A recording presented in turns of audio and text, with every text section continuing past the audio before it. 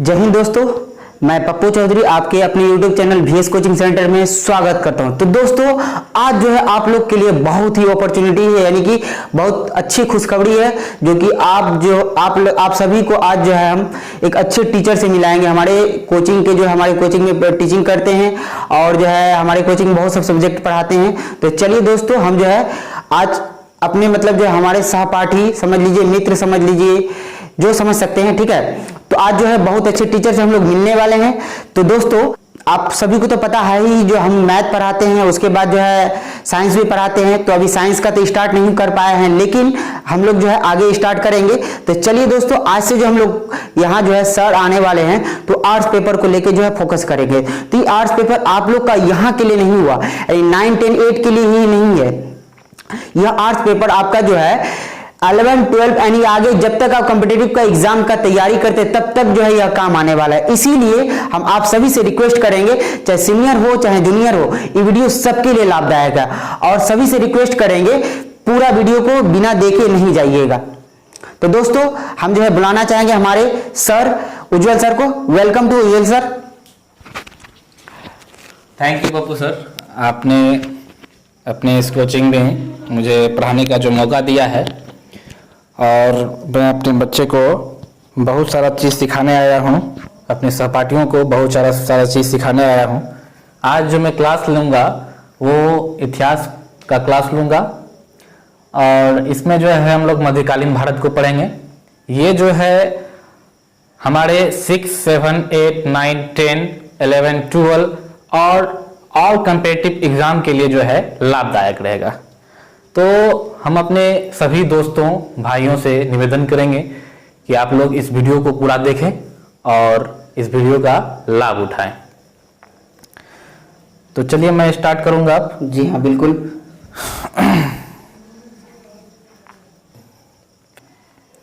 जय हिंद दोस्तों, आज हम लोग इतिहास का मध्यकालीन भारत का जो है टॉपिक पढ़ेंगे। इसमें हम मध्यकालीन इतिहास के बारे में जानेंगे कि हमारे मध्यकालीन इतिहास में क्या क्या घटनाएं घटी थी। तो सबसे पहले हम जो है इतिहास के बारे में समझते हैं कि इतिहास क्या है। इतिहास का मतलब होता है इति जोड़ हास। इति मतलब होता है बीता हुआ, हास मतलब होता है कहानी, यानी कि बीता हुआ कहानी या बीता हुआ कल, जिसे हम क्या कहते हैं, इतिहास कहते हैं। तो हम लोग जो है इतिहास का 3 भाग देख रहे हैं। यहाँ पे क्या क्या देख रहे हैं, एक पहला प्राचीन इतिहास देख रहे हैं, प्राचीन इतिहास, और दूसरा हम लोग देख रहे हैं मध्यकालीन इतिहास, और तीसरा देख रहे हैं हम लोग आधुनिक इतिहास। यानी कि इतिहास को ये लगभग 3 भागों में डिवाइड किया गया है। ये 3 भाग जो है इतिहास का महत्वपूर्ण है, जिसमें हम लोग मध्यकालीन के बारे में पढ़ेंगे। यानी कि प्राचीन इतिहास हो गया सबसे प्राचीन पुराना इतिहास, यानी कि पुरानी घटना, जिसमें मनुष्य का जो है विकास किस तरह से हो रही थी उसके बारे में बताया जाता है। प्राचीन इतिहास जो सबसे प्राचीन इतिहास है, यानी कि जिसमें इस समय में जो है हमारे मानव जाति का जो है विकास हो रही थी, वो प्राचीन इतिहास में है ना। और दूसरा है मध्यकालीन इतिहास, जो बीच के समय का है, यानी कि मध्ययुगीन है ना। इसमें हम लोग पढ़ेंगे कि हमारे भारत देश में विदेशों का आक्रमण कैसे हुआ, और हमारे भारत देश में किस किस साम्राज्य ने किस तरह से शासन किया, है ना। इसके बारे में हम लोग पढ़ेंगे मध्यकालीन इतिहास में। उसके बाद आएगा हमारी आधुनिक इतिहास। आधुनिक इतिहास में क्या पढ़ेंगे हम लोग कि आधुनिक इतिहास हमारे देश में अंग्रेज का जो शासन था और उसको किस तरह से आज़ाद किया गया, हमारे देश किस तरह से आज़ाद हुए, इसके बारे में हम लोग आधुनिक इतिहास में पढ़ेंगे। तो फिलहाल जो है इंपॉर्टेंट टॉपिक, जो हमारे सबसे इंपॉर्टेंट टॉपिक अभी हम लिए हैं, ये मध्यकालीन इतिहास जो है, ये मध्यकालीन इतिहास हमारे लिए सबसे इंपॉर्टेंट टॉपिक है। हालांकि हम प्राचीन इतिहास में भी चर्चा करेंगे और आधुनिक इतिहास में भी चर्चा करेंगे, लेकिन पहले हम मध्यकालीन इतिहास ले रहे हैं, क्योंकि हमारे कोचिंग जो है कोरोना काल को लेकर के बंद है, ऑफलाइन क्लासें नहीं हो रही है। तो हम लोग चाह रहे हैं कि ऑनलाइन क्लास लें, तो ऐसा वीडियो बनाए कि हमारे क्लास का जो है 6, 7, 8, 9, 10 जो भी स्टूडेंट है सबको एक ही वीडियो काम आ जाए, यानी कि मास्टर वीडियो हम लोग बना रहे हैं, यानी कि जो सबको काम आने वाला है। तो हमारे जो कोचिंग के स्टूडेंट हैं वो घबराए नहीं, और अपना सेल्फ स्टडी करते रहिए, क्योंकि मुसीबतों का तो काम है आना, कहते हैं ना, मुसीबतों का तो काम है आना, मुसीबत तो आते रहेंगे, लड़ना तो हमें है ना, लड़ना तो हमें है। यानी कि पूरा जुनून के साथ हमको पढ़ना है, कोरोना काल रहे चाहे कोई भी काल रहे, हमें प्रभावित नहीं कर पाएगी। तो हालांकि बहुत लंबा समय के बाद हम आज क्लास ले रहे हैं, मध्यकालीन इतिहास के बारे में हम लोग पढ़ेंगे। और मध्यकालीन इतिहास का सबसे पहला टॉपिक जैसे है, मध्यकालीन इतिहास को 5 वर्गों में बांटा गया है। देखिए, पहला वर्ग है आपका कि भारत पर अरबों का आक्रमण। इसमें हम लोग पढ़ेंगे मोहम्मद गजनी और मोहम्मद गुरी के बारे में। भारत पर जो अरबों का आक्रमण हुआ, यहीं से जो है हमारे भारत में मुस्लिम साम्राज्य का आगमन हुआ है। यानी कि भारत पर अरबों का आक्रमण, अरब देश से ही हमारे भारत में जो है इस्लाम धर्म का विस्तार हुआ है, मुस्लिम साम्राज्य का आगमन हुआ है, जिसके बारे में हम लोग पढ़ेंगे, भारत पर अरबों का आक्रमण। और यही सबसे पहला टॉपिक है जो हमारा भारत में विदेशी आक्रमण को दर्शाता है। उसके बाद हम लोग आएंगे राजपूत वंश में। राजपूत वंश, ये राजपूत वंश में हम लोग पढ़ेंगे विभिन्न प्रकार के राजपूत वंश है इसमें। जैसे पहला है परमार वंश, ये एक राजपूत वंश है। उसके बाद हम लोग पढ़ेंगे चौहान वंश। चौहान वंश में आप लोग को याद होगा, आप लोग पढ़े होंगे चौहान वंश में पृथ्वीराज चौहान, जो सबसे शक्तिशाली राजा के रूप में माने जाते हैं। हमारे भारत देश का सबसे गौरवशाली राजा थे ये चौहान, पृथ्वीराज चौहान, जिसकी कहानी सब कोई जानते हैं। इस पर एक धारावाहिक भी चलती थी, पृथ्वीराज रासो, और उस पर जो है चंद्रबरदाई नाम का एक लेखक थे पृथ्वीराज चौहान के दरबार में, जिन्होंने पृथ्वीराज रासो की जो है रचना किए थे। उसमें पृथ्वीराज चौहान का जो है पूरा जीवन वृत्तांत मिलता है। उसके बाद हम लोग पढ़ेंगे प्रतिहार वंश। प्रतिहार वंश पढ़ेंगे। उसके बाद पढ़ेंगे सोलंकी वंश। उसके बाद पढ़ेंगे चंदेल वंश इत्यादि। उसके बाद आते हैं थर्ड टॉपिक में सल्तनत काल, जो हमारे मध्यकालीन भारत का सबसे अहम टॉपिक है। ये सबसे VVI टॉपिक माना जाएगा। इसमें जो है हम लोग पढ़ेंगे, यहाँ से बहुत सारा क्वेश्चन जो है कॉम्पिटिटिव एग्जाम में आते हैं, UPSC UPSC में भी इनसे बहुत ज्यादा क्वेश्चन रहते हैं। सल्तनत काल, और सल्तनत काल में हम लोग पढ़ेंगे गुलाम वंश, खिलजी वंश, तुगलक वंश, सैयद वंश और लोधी वंश के बारे में। उसके बाद हम लोग आएंगे विजयनगर साम्राज्य में। ये विजयनगर साम्राज्य छोटा सा अध्याय है हमारे मध्यकालीन इतिहास का, और ये छोटा सा ही है, लेकिन इससे भी बहुत सारा क्वेश्चन पूछा जाता है। विजयनगर साम्राज्य, विजयनगर साम्राज्य के अंतर हम लोग पढ़ेंगे भक्ति एवं सूफी आंदोलन, और यहीं आप लोग राजा कृष्ण देव के बारे में भी पढ़ेंगे। जो कृष्णदेव राय थे वो भी बहुत शक्तिशाली राजा थे, अपने समय में अपना अहम भूमिका निभाए हैं। उसके बाद हम लोग लास्ट में आएंगे इस टॉपिक का मुगल वंश के बारे में। ये मुगल वंश के बारे में हम लोग लास्ट में पढ़ेंगे। मुगल वंश में जो है बाबर, हुमायूं के समय में ही शेरशाह का भी शासन हुआ था। उसके बाद अकबर, जहांगीर, शाहजहां, औरंगजेब।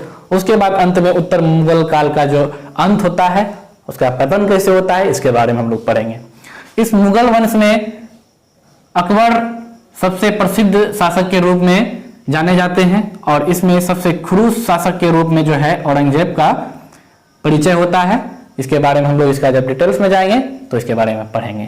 तो हम लोग फिलहाल अभी पहला टॉपिक इसका पढ़ेंगे भारत पर अरबों का आक्रमण, जिसमें हम लोग मोहम्मद गजनवी के बारे में जानेंगे, मोहम्मद घोरी के बारे में जानेंगे। ठीक है, तो हम लोग आइए, आप लोग जो है वीडियो पुश करके ये टोटल को उतार लें, ज्यादा अच्छा रहेगा। उसके बाद हम लोग आगे बढ़ते हैं।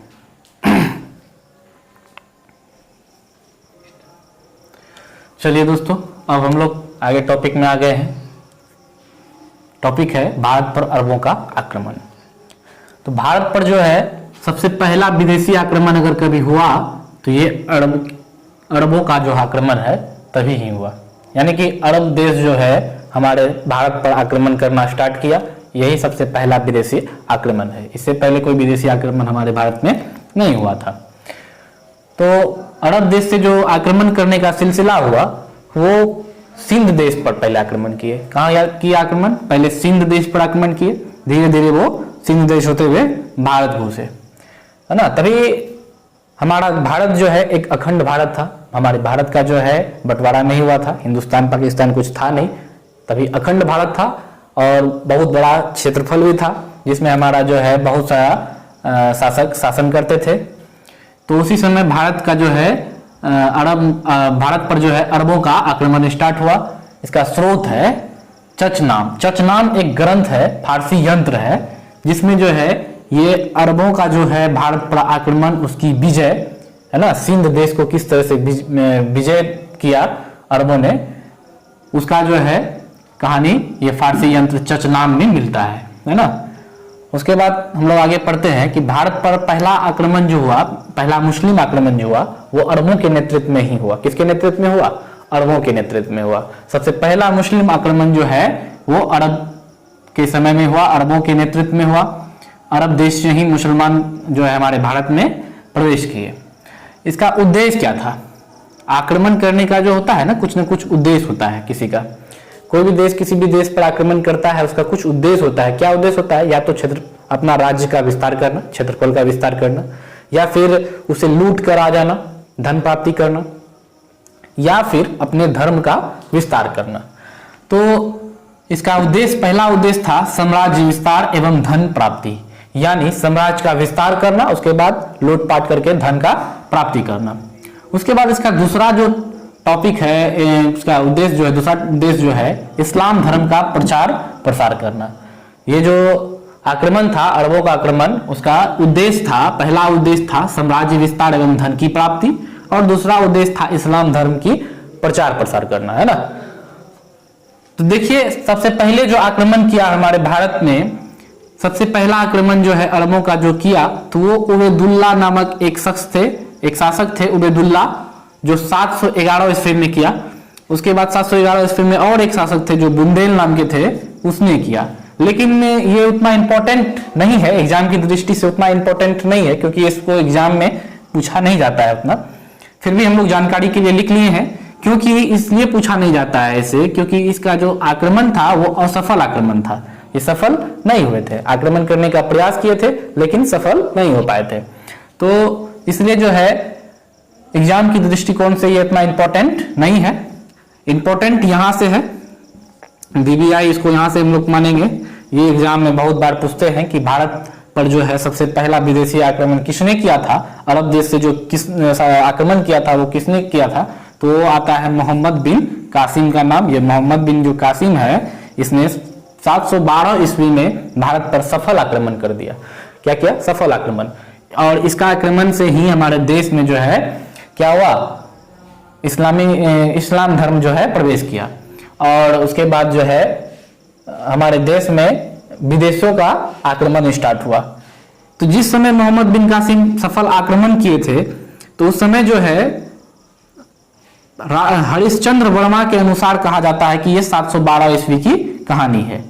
किसके अनुसार? तो हरिश्चंद्र वर्मा के अनुसार 712 ईस्वी की ये कहानी है, ये घटना है 712 ईस्वी की। तो मोहम्मद बिन कासिम जो है ईरान के हकीम अल हजाज के से आज्ञा लेकर सिंध आया था। किससे आज्ञा लेकर आया था? तो अल हजाज, जो ईरान के क्या थे? हकीम थे। मोहम्मद बिन कासिम ईरान के हकीम अल हजाज से आज्ञा लेकर सिंध आया और सिंध को जीत लिया। सिंध देश को जीतने के लिए जो है मोहम्मद बिन कासिम किसका आज्ञा लिया? तो वो ईरान के हकीम थे जिसका नाम था अल हजाज।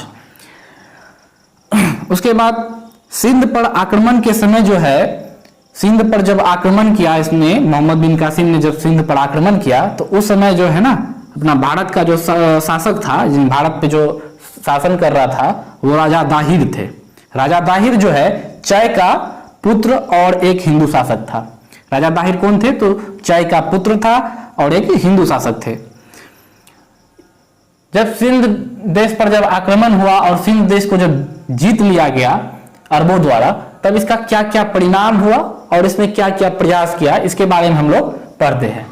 अब इसका क्या परिणाम निकलता है, इसके बारे में हम लोग जानते हैं। परिणाम, तो परिणाम यह है कि पहली बार भारत में इस्लाम का प्रवेश हुआ। यह पहला परिणाम इसका यह हुआ कि भारत में जो है इस्लाम पहली बार प्रवेश किया। कब? तो 712 ईस्वी में मोहम्मद बिन कासिम के आक्रमण के बाद। उसके बाद हिंदू शब्द का जो है प्रयोग हुआ वो सबसे पहले अरबों के द्वारा ही किया गया। जैसे हमारे देश का नाम अभी हिंदुस्तान है, हिंदुस्तान या हम लोग जो है हिंदू शब्द जो कहलाते हैं, हमारे धर्म हिंदू, तो ये शब्द का जो उत्पत्ति हुआ ये जो है अरबों के द्वारा ही किया गया और ये अरबों का आक्रमण के बाद इस शब्द का प्रयोग किया गया। उसके बाद इसका क्या क्या परिणाम है आगे हम लोग देखते हैं। खजूर की खेती, ऊंट पालन प्रारंभ जो है इसी समय से हुआ। खजूर की खेती और ऊंट पालन जो है इसी समय से प्रारंभ हुआ। उसके बाद है पहली बार भारत में जजिया कर लगाया गया। जजिया कर जो है कि एक कृषि कर है जो भूमि पर लगाया जाता है। इसके बारे में हम लोग आगे भी चर्चा करेंगे तो वहां विस्तार में बताएंगे। फिलहाल अभी हम लोग जजिया कर के बारे में समझ रहे हैं कि ये जो है एक कृषि कर था जो सबसे पहली बार अरबों के द्वारा लगाया गया था। उसके बाद पंचतंत्र, ब्रह्म सिद्धांत इत्यादि ग्रंथ का जो है ना अरबी भाषा में क्या किया गया, अनुवाद किया गया। ये पंचतंत्र, ब्रह्म सिद्धांत इत्यादि का जो है अरबी भाषा में अनुवाद कराया गया। उसके बाद भारतीय खगोल शास्त्र का विस्तार भी हुआ। इस समय में जो है भारतीय खगोल शास्त्र का जो है बहुत अच्छा विस्तार भी हुआ, जिसका प्रमाण हम लोग आगे पढ़ेंगे। तो भारतीय खगोल शास्त्र का जो है बहुत अच्छा विस्तार किया और इसमें बहुत नई नई खोजें भी की।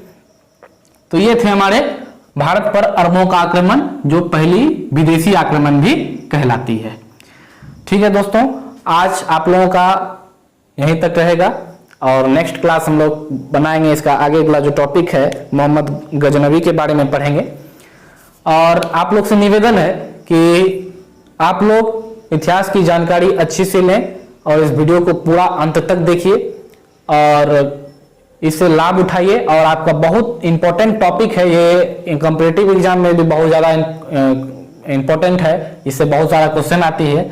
और हमारे जो प्यारे स्टूडेंट हैं, हमारे क्लास के जो स्टूडेंट हैं, उनसे मैं निवेदन करूंगा कि आप लोग जो है अभी घर में सेल्फ स्टडी कीजिए, बहुत अच्छा से सेल्फ स्टडी कीजिए, बुक को अध्ययन कीजिए, क्योंकि सेल्फ स्टडी के बिना कुछ संभव नहीं है। आज का समय जैसा चल रहा है, आज का जो दौर है, उस दौर में हम लोग को झेलना है। उसको झेलने के लिए जो हमारी शक्ति है उसको बढ़ानी होगी, यानी कि हमें सेल्फ स्टडी करनी होगी, है ना। सेल्फ स्टडी जितना करेंगे उतना अच्छा होगा। Self study is a must study in your life.